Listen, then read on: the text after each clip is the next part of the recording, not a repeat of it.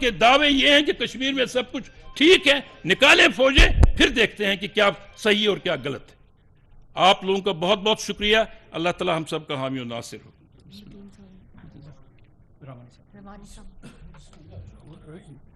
سب سے اہم بات یہ ہے کہ 1947 میں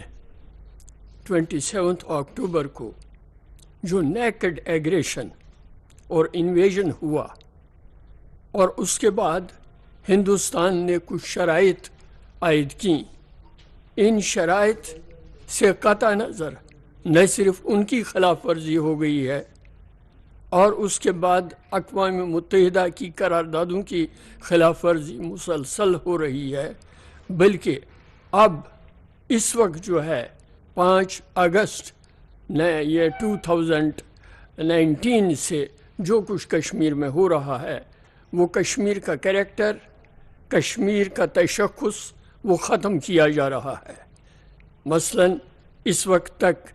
3 ملین ڈومیسائلز ڈسٹریبیوٹ کر دی گئی ہیں، اور ہندوستان کی دیگر ریاستوں کے باشندوں کو کشمیر میں آنے کے لیے، بسنے کے لیے، ملازمت اختیار کرنے کے لیے، اسٹوڈنٹس کے اسکالرشپس کے لیے اور ہر لحاظ سے کشمیریوں پر فائز ہونے کے لیے یہ اقدامات کر دیے گئے ہیں۔ کشمیری اب وہاں پر اس طرح رہ رہے ہیں، ایسا لگتا ہے کہ وہ کسی ریفیوجی کیمپ میں رہے ہیں۔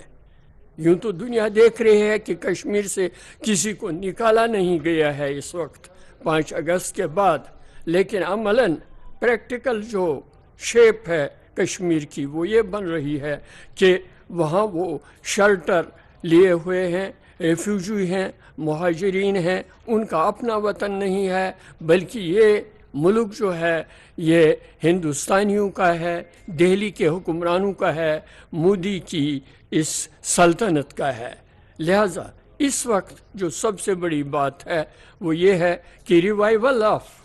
دیٹ پبلک کانشنس، وہ اویئرنیس پیدا کی جائے، جس کا مقصد یہ تھا کہ اقوام متحدہ کی قراردادوں کو عملی جامہ پہنایا جائے۔ اس کے بارے میں اویئرنیس ختم ہو گئی ہے، کوئی عالمی سوچ نہیں ہے، کوئی عالمی ضمیر نہیں ہے جو جاگ رہا ہے، بلکہ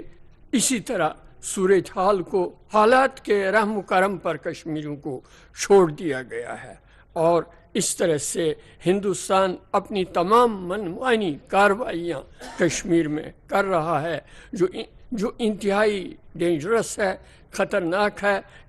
جس کے تھرٹ سے بظاہر ہمیں معلوم ہو رہا ہے کہ یہ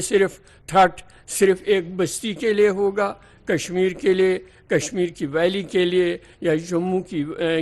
کے ریجن کے لیے نہیں، یہ ایک تھرٹ جو ہے یہ پورے اس خطے کے لیے ہے، اس ریجن کے لیے ہے، اور ہمیں جو موجودہ جو اسرائیل فلسطین میں کر رہا ہے اور جو اس نے کیا ہے اب تک، اس کو دیکھ کر ہمیں سمجھ لینا چاہیے کہ کشمیر میں فیوچر میں کیا ہونے والا ہے، کشمیریوں کا کیا مستقبل ہوگا اور اس خطے کا کیا مستقبل ہوگا۔ لہذا یہ 27 اکتوبر جو ہے اس لیے ساری دنیا میں آج جہاں بھی کشمیری ہیں، پاکستان تو بہرحال اس میں ایک فریق کی حیثیت سے، ایک وکیل کی حیثیت سے، ایک ہمدرد کی حیثیت سے، اپنی ایک حیثیت میں وہ اس میں کودا ہوا ہے گزشتہ 1975 ایئرز سے، لیکن بہرحال اسے اب ایسی صورتحال کہ اس میں کوئی ٹھوس، سالڈ اور پریکٹیکل شیپ میں سامنے آنا چاہیے تاکہ آئندہ کشمیریوں کو بچا دیا جائے۔ شکریہ۔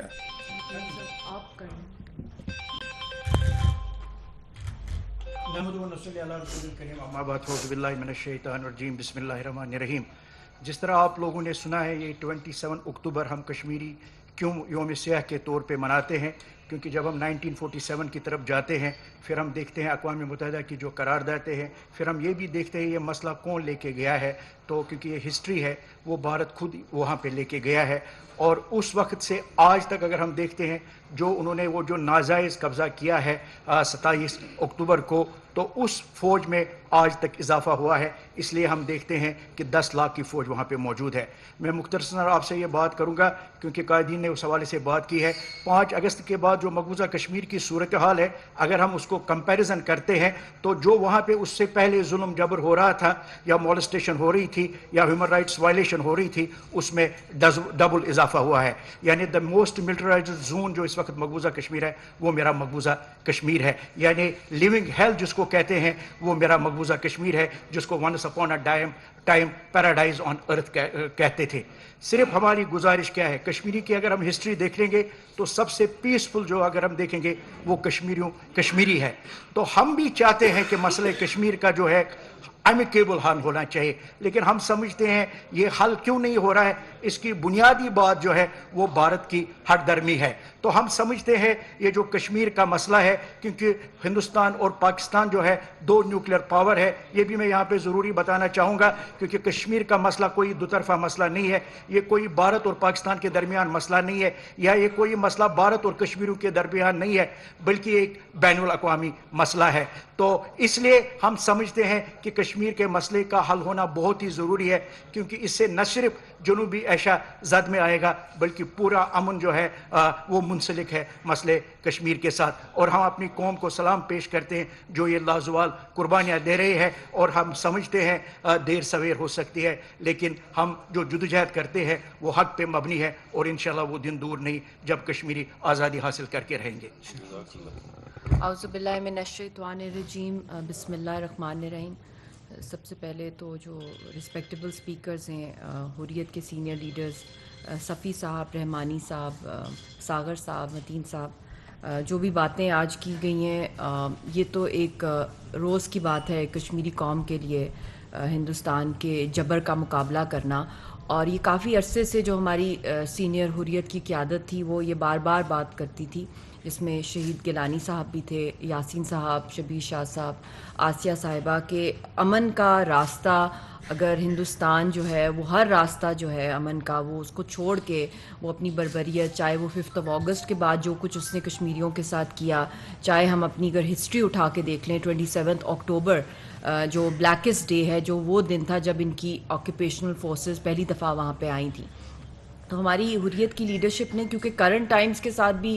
بہت زیادہ کنیکٹیوٹی ہے پوری اس تحریک کی, کہ وہ زمانہ اور تھا, یہ زمانہ اب بایولوجیکل وارفیئر ویپنز ہیں, نیوکلیئر ویپنز ہیں, گلوبل ولیج ہے, جیو پالیٹکس کا زمانہ ہے, جیو اکنامکس کا, ورلڈ پیس جو ہے, اگر کسی جگہ پہ کوئی چھوٹی سی بھی کوئی جنگ ہوتی ہے تو پوری دنیا کے اندر جو ورلڈ آرڈر اس سے جو ہے ڈسٹرب ہو جاتا ہے. تو یہ وارننگ بار بار آتی رہی ہماری لیڈرشپ کی طرف سے کہ اگر مسئلہ حل نہیں ہوا تو یہ ایک سوسائڈل مشن کی طرف جو ہے مودی کی جو رجیم ہے اس کو لے کے جا رہی ہے. اور ہم نے ابھی جو حال ہی میں مڈل ایسٹ میں دیکھا ہے 7 اکتوبر کو, جو حال وہاں پہ غازہ کے اندر کیا جا رہا ہے, جو کشمیریوں کے ساتھ 5 اگست کے بعد باقاعدہ ایک سسٹمیٹک جینوسائڈ کیا جا رہا ہے, وار کرائمز کیے جا رہے ہیں, اور جو ورلڈ باڈیز ہیں سو کالڈ جو انٹرنیشنل ہیومن رائٹس کی آرگنائزیشنز یا جو ٹھیکیدار ہیں امن کے, ان کی طرف سے کوئی پریکٹیکل سٹیپ سامنے نہیں آئے. کنڈیمنیشنز آئی ہیں, رپورٹس آئی ہیں, مگر آج تک کوئی ان کو اکاؤنٹیبل نہیں کیا گیا, ان اپریسرز کو, ان آکوپیشنل فورسز کو. اور ابھی جو ہم لوگوں کے پاس 2 ایگزامپلس کانٹراسٹ کرنے کے ہیں, ایک تو یہ ہے کہ دنیا میں آج تک ایسا ہوا نہیں ہے کہ ایک وار زون کے اندر اتنی زیادہ فوٹیجز جو ہیں سب کے سامنے آ رہی ہیں غازہ کی, جس میں بچوں کو بھی شہید کیا جا رہا ہے, بیبیز کو ہاسپٹلز میں, لمحہ بلمحہ پوری دنیا کے اندر انفارمیشن کا ایک it's an influx of information regarding what's happening there. اور اتنا ہی اسی دور کے اندر 21 سینچری میں مقبوضہ جموں کشمیر کے اندر ریموٹ مانیٹرنگ ہو رہی ہے, جب سیٹلائٹ کا دور ہے, کہ یہاں پہ کسی کو بھی ایکسیس نہیں ہے, نہ انٹرنیٹ ہے, نہ کوئی وہاں کی انفارمیشن شیئر کی جا سکتی ہے. ایک میریکل ہوتا ہے کہ وہاں کی کوئی فوٹیجز آتی ہیں جو وار کرائمز کر رہے ہیں, اور وہاں پہ بھی اس اتنی ہائٹ پہ جو ہے وائلنس ہے ہندوستان کی اسٹیٹ کی طرف سے جو ان امیجنیبل ہے. وہاں پہ بھی کیمیکل ویپنز یوز کیے جا رہے ہیں, فاسفورس شیلز یوز کی جا رہی ہیں, پیلٹس یوز کیے جا رہے ہیں, ہاسپٹلس کو ٹارگٹ کیا جاتا ہے وہاں پہ, یہاں تک کہ ایمبولینسز کو بھی نہیں چھوڑا جاتا جس کے اندر انجرڈ پروٹیسٹرز آتے ہیں, جو ڈرائیورز ہوتے ہیں ایمبولینسز کو ان کو مار دیا جاتا ہے, ڈاکٹرز کے اوپر پیلٹس جو ہیں وہ شاور کر دیے جاتے ہیں. اور جب 5 اگست ہوا اس کے بعد کرونا آ گیا تو دنیا کا فوکس ایک اور جگہ پہ چلا گیا, اور تب انہوں نے وہ تباہی مچائی مقبوضہ جموں کشمیر میں ہماری لیڈرشپ کے ساتھ جو کچھ کیا. تو اب جو اس وقت جو ٹائم آ گیا ہے, ہم لوگوں کو جب بات کرتے ہیں انٹر کنیکٹیوٹی کی, انٹرفیتھ ہارمنی کی بات کرتے ہیں, اور بہت سی چیزیں جو اس انٹرم سیٹ اپ کے اندر جو بہت گلوبل چیلنجز ایکسپوز کیا ہے جنہوں نے, اپریسرز کو خاص طور پہ انڈیا کو گلوبل فرنٹ کے اوپر, جو انہوں نے سکھوں کو ٹارگٹ کیا ہے کینیڈا کے اندر, اور ان کا جو انٹرنیشنل ٹیررسٹ نیٹ ورک ہے RSS کا, جس کے تھرو وہ کشمیریوں کو بھی باہر کے ملکوں میں ہراس کر رہے ہیں, ان کو تھریٹس دے رہے ہیں, ان کے گھروں میں جا کے سری نگر کے اندر ان کو کہہ رہے ہیں کہ آپ کی فیملیز اگر باہر کے ملکوں میں جو ہیں وہ اگر انہوں نے پروٹیسٹ کیا تو ہم آپ کے گھر چھین لیں گے, آپ کی پراپرٹیز کو ڈیمالش کر دیں گے. تو اب یہ کھل کے ان کا جو ریکٹ ہے اس کینیڈا کے انسٹنٹ, ابھی جو لیٹسٹ آیا ہے کہ کینیڈا کے جو پرائم منسٹر نے کہا ہے کہ جو انلیگل ایکشن لیا ہے انڈیا نے, جو ان کے 40 کینیڈین ڈپلومیٹس ہیں ان کو انہوں نے ان کی ریووک کر دی ہے ان کا ڈپلومیٹک امیونٹی, جو کہ دنیا میں کہیں بھی آپ کر نہیں سکتے یونیلیٹرلی, اور it falls under international law. تو ایک کمپلیٹ ایک جنگل لا ہے وہاں پہ بھی. اور اسرائیل بھی جب یونائٹڈ نیشنز میں بھی گئے ہیں, جب وہاں پہ بھی انہوں نے پیپر پھاڑ دیا ہے جو وائلیشنز پیلسٹائن کے حوالے سے جو بتائی گئی ہیں. تو جب اس طرح کی ڈسٹربنسز دنیا کے اندر آ رہی ہیں تو we are in world war 3, اور ابھی تو چند مہینوں کے اندر الیکشن کیمپین مودی کی فل فلیج شروع ہو جانی ہے. اس کے اندر بھی پتہ نہیں اس نے کون سا وار سٹنٹ کرنا ہے کہ جو یہ 7 اکتوبر کو غازہ کے اندر ہوا ہے, پتہ نہیں اس سے بھی بڑا اس کا پلان ہے کشمیریوں کے ساتھ, تو ہو بھی رہا ہے اور اس سے بھی زیادہ مزید کرنے کی ہے. تو اب ہم لوگوں کو اس کے اوپر یہ صرف کشمیریوں اور پیلسٹینینز کا مسئلہ نہیں ہے, یہ پورے گلوبلی اس کی جو آگ جو ہے جو پھیل رہی ہے, جو انسرٹنٹی ہے, اور جو اس کو کوئی بھی اس کا کوئی سٹیک ہولڈر سامنے نہیں آ رہا ہے کہ اس کو روکا جائے. پارٹیز میں ڈیوائیڈ ہو گئے, اور گلوبلی پبلک بھی جو ہے وہ شور مچا رہی ہے, ایمبیسیز پہ اٹیک کیا جا رہا ہے, اسرائیل کی ایمبیسی پہ, امریکہ کی ایمبیسی. اسی طرح جو کشمیریوں کا مسئلہ ہے, یہ میں سمجھتی ہوں کہ اگر اب بھی دنیا نے اس کے اوپر اسپیشلی یونائٹڈ نیشنز نے اس کے اوپر ایکشن نہیں لیا تو یہ نیا نارم ہو جائے گا جینوسائیڈ وار کرائمز دنیا کے اندر. اینڈ ڈونٹ ایکسپیکٹ کہ کشمیری لوگ جو اس وقت پرامن ہیں 99.9% وہ اسی طرح رہیں گے. یہ ان کی زمین ہے, وہ وارث ہیں زمین کے. جتنے بھی زندہ ابھی بچے ہوئے ہیں یا تو قبر ہے ان کے لیے, اور قبریں بھی نہیں مل رہی. کشمیری واحد قوم ہے اس وقت دنیا میں, اور لیڈرشپ ہے جہاں ہمیں لاشیں تک نہیں ملتی جن کو ہم دفنا سکیں. تو یہ اتنے سیریس وار کرائمز ہیں, اور we demand high level commission of inquiry from the United Nations, and they should be challenged. these persecutors, these oppressors, especially جو انڈین اسٹیٹ جو کر رہی ہے کشمیریوں کے ساتھ under the radar of international law, international criminal law, international humanitarian law کے through ان کو چیلنج کیا جائے ICC کے اندر اور ICJ کے اندر. اور اس کے اوپر بھی جو میکنزم اس وقت جو صورتحال دن بدن ایگریویٹ ہو رہی ہے کشمیر کے اندر, اور جس تیزی کے ساتھ وہاں پہ ڈومسائلز جو ہیں وہ ایشو کیے جا رہے ہیں نان کشمیریز کو, چاہے وہ بہاریز ہیں, چاہے وہ ہندوتوا کے فالوورز ہیں, اور within the next few months it is going to be a mini India. Majority میں جو 50 لاکھ جو ہے انڈینز کو وہاں پہ آلریڈی ایک ڈسپیوٹڈ ٹیریٹری میں جو اللیگل ہے وہاں ڈیموگرافی کو چینج کرنا, سملر جو ٹرینڈ ہے ریپلیکیشن انہوں نے کی ہے اسرائیل کی جوئش سیٹلمنٹس کی غازہ کے اندر,